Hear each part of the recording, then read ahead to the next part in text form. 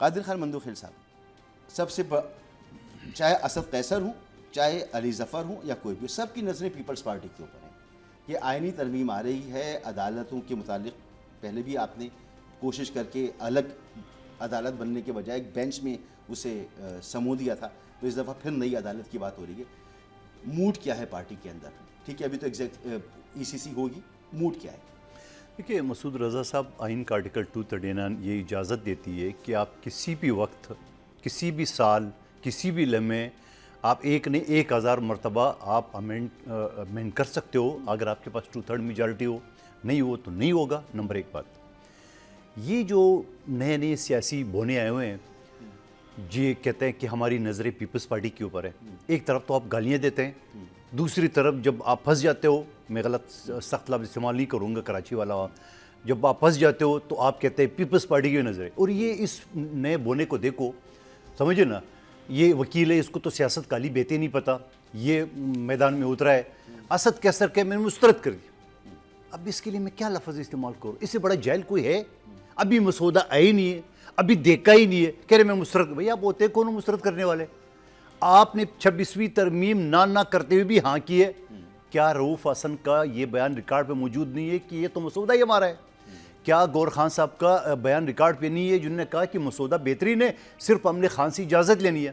اب جب خان کے پاس جیل گئے، انہیں دیے موٹی موٹی گالیاں کہ کم بختوں مجھے جیل سے رہا کرو، تم لوگ کس چکر میں پڑے ہو؟ سوال یہ ہے ابھی مسودہ آئین نہیں ہو، کہہ رہے میں نے مسترد کر دیے۔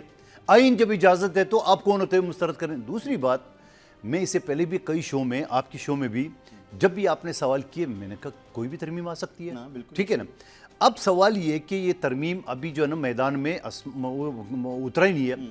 2 دن بعد جب 6 نومبر کو ہماری اجلاس ہے سینٹرل ایگزیکٹو کمیٹی کا، یہ جو بلاول صاحب وہ سامنے چیزیں رکھیں گے جو وزیر اعظم صاحب کے سامنے، اس پہ ڈسکس ہوگی۔ اگر ہماری سینٹرل ایگزیکٹو کمیٹی نے پاس کیے یا اس میں، لیکن میں ایک چیز بتاؤں، پاس فیل نہیں ہوتی ہے۔ جو ایک آئین امینڈمنٹ آتا ہے، کیونکہ میں اس کمیٹیوں کا حصہ رہ چکا ہوں، اسٹینڈنگ کمیٹی اسمبلی کا، وہاں پہ ڈسکشن ہوتی ہے۔ اچھا آپ ایسا کرو مسعود رضا صاحب، یہ پین ادھر رکھ لو، وہ کاغذ ادھر رکھ لو، یہ کپ ادھر رکھ لو، ایسی اس میں تجاویز آتی ہے۔ پھر جو متفقہ طور پہ سب کے ایک تجاویز، متفقہ طور پہ ایک چیز ہوتی ہے، وہ پاس ہو جاتی ہے۔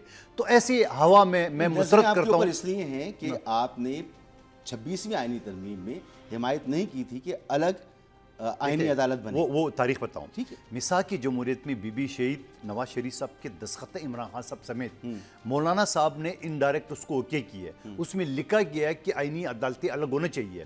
اب چونکہ پی ٹی آئی اور مولانا صاحب نے ضد کی ہے، تو پیپلز پارٹی اور نون لیگ نے اپنے آپ کو ایک سٹیپ جو ہے نا وہ نیچے کر دی کہ ٹھیک ہے، اگر آپ کہتے ہو آئینی عدالت ان کے کہنے پر، تو آپ کے سامنے ہی بات ہے، آپ کے سامنے ڈسکشن ہے پورا ان کے مطالبے پہ کہ اس سے کوئی عدالت عدلیہ جو ہے وہ مزید کمزور تو نہیں ہوگی نا؟ دیکھیں میں ایک چیز بتاؤں آپ کو، میرے منہ کیوں کھلواؤ گے عدالت کے بارے میں؟ نہیں، دنیا میں یہ، وہ میری بات سنو، دنیا میں 141 نمبر پہ خدا کی قسم رونا آتا ہے کہ یہ عدالتیں۔